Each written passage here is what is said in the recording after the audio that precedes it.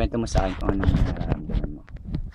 Medyo po may alboroto po sa nararamdaman sa aking katawan. At pag gusto ko pong ilabas ang ulap galing sa bulkan, minsan may kasama pong ladotlo. Okay, tell me more. Kaya seryoso ba eh? Tell me more. Kaya po, ginagawa ko na lang po, inaano ko sa pipos.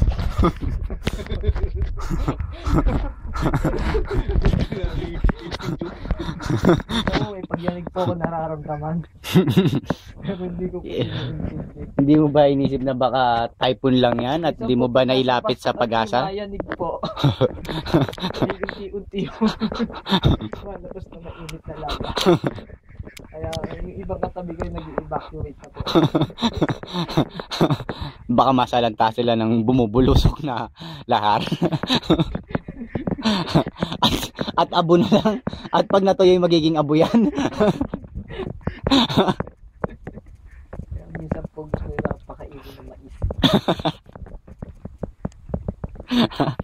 Baka naman nagsantol ka. Mais daw po mabisa. Tingnan ko bakit mais. Mas lalo ako maglalabak yun.